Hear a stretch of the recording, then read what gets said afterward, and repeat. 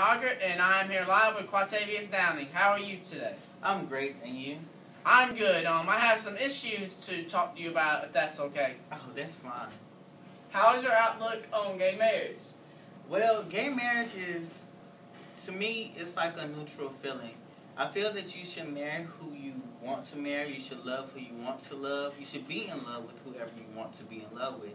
But at the same time, the Bible says that a marriage should be between a man and a woman, not a man and a man, not a woman and a woman. So therefore, you also have to look at that piece, and you have to remember that that's what people grew up on. So I'm neutral with it. It's fine with me. I'm okay. So you're saying that it should be legal? Yes, I feel that it should be legal because, like I said before, you should marry who you want to marry. People shouldn't have a say-so in who you marry. But at the same time, you got to think about it. People that are high up are looking at it by the biblical way because that's how they were raised in the church. And that's what most people look at, the Bible. So, me, I feel that it should be legal because love is love. It's not a love-hate relationship with it. Well, no further questions then.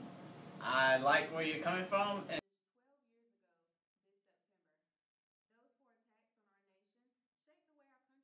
at the war on terror and how we handle our relationships with foreign countries. Our field reporter, Aaron Johnson, has more. 9/11 is the date that the Twin Towers were attacked.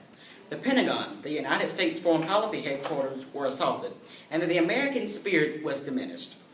On that day, two historic figures were in charge of America's foreign policy: Secretary of State Colin Powell and National Security Advisor to the President, Condoleezza Rice. I spoke with them earlier today. Mr. Secretary, Mrs. Rice, thank you for joining us this afternoon. Mrs. Rice, I'll start with you. You were the advisor to the President when these attacks happened. Tell me, did we see this attack coming? Obviously, no. We received reports saying bin Laden was determined to strike, but we didn't take them too seriously because he had made numerous empty threats, if you will, in his past. To that effect, Aaron, we know two things about the attacks. We know these attacks were planned outside of our country's shores, and even if we did see the attacks coming, we could have done very little to brace the buildings for potential impact. And that Al-Qaeda would keep planning and continuing to get stronger. Secretary Powell, with that being said, how much did we know about Al-Qaeda before the 9/11 attacks? Not much, because we didn't know, well, the little that we did know wouldn't have told us they were planning a major attack on a very, let me put emphasis on this, on a very, very powerful nation. Ming, we also got to discuss how they rose to power in the White House with a very controversial president. But for that story, stay tuned. They will be featured in a documentary about minorities in America. We also have footage of 9/11 being planned. But for that information, back to you, Ming. And perennial candidate for public office. So, Mr. Keys, how does it feel to lose 3 presidential campaigns? And why in the world didn't you stop after the first 2? I just gotta know. Well, frankly, I think I'm just too smart to be president anyways. It's not really that big of a deal to me.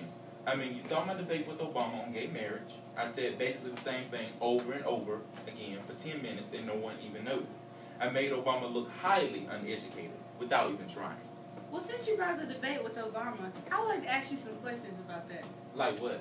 Well, firstly, what was with the Apple story with the worm? I mean, what did that have to do with your opinions on gay marriage? Well, you see, I don't know what you're talking about. Okay, moving on. Well, exactly what are your opinions on gay marriage? Well, like I said in the debate, the definition of marriage, according to the Merriam-Webster Dictionary, is the state of being united to a person of the opposite gender as husband or wife in a consensual and contractual relationship recognized by law, which means marriage is between a man and a woman, and that is all. When you change it to 2 husbands or 2 wives, it's no longer a marriage. Well, doesn't this dictionary also say that marriage can be the state of being united to a person of the same gender in a relationship like that of a traditional marriage? Well, you see, I don't know what you're talking about. You seem to be quite confused quite often. Everybody wants 3 presidential campaigns. What was that? Oh, nothing. Well, that's all we have time for.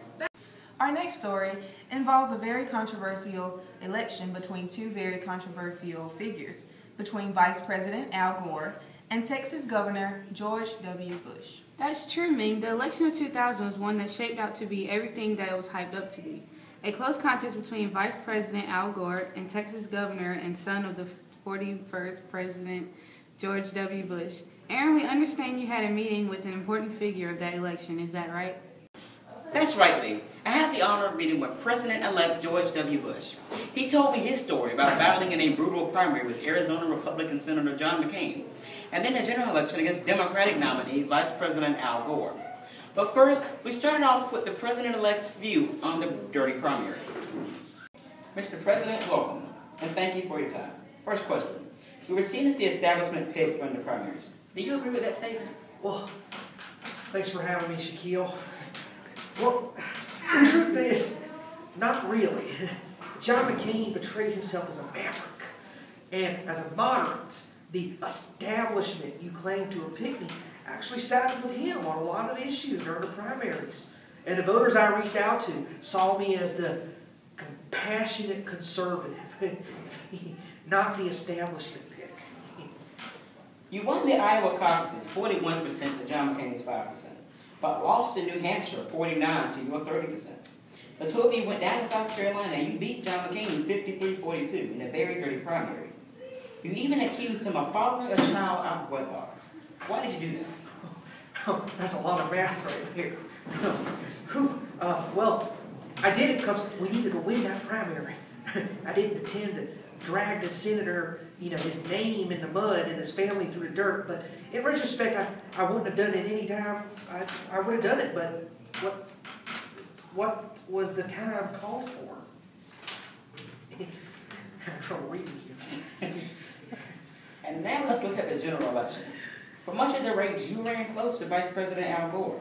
And on election night, a majority of the swing states were won with very small majorities, especially in Florida. Why? Well, it was going to be a close contest because the feelings of the American people, Americans feel like because of the growing economy, our budget surplus, and because of the ongoing Clinton scandal, that they didn't have to vote in this election because nothing would change in their eyes. That's why it was close. I have no doubt that in my mind, that if more Americans were to vote in the election, my margin of victory would have been larger. Florida was a state that was decided in the Supreme Court. Your brother was governor of Florida, and there was also the hanging Chad scenario going on. Had your brother not been governor of Florida, would you have won Florida anyway? No, that's not true. I won Florida because Florida thought my ideas were the best to lead the nation. It was a very small margin, yes, but the hanging Chads had no role to play in me winning Florida. Mr. President, thank you for your time, and I wish you the best of luck in your administration. Thanks, Alpha Jed.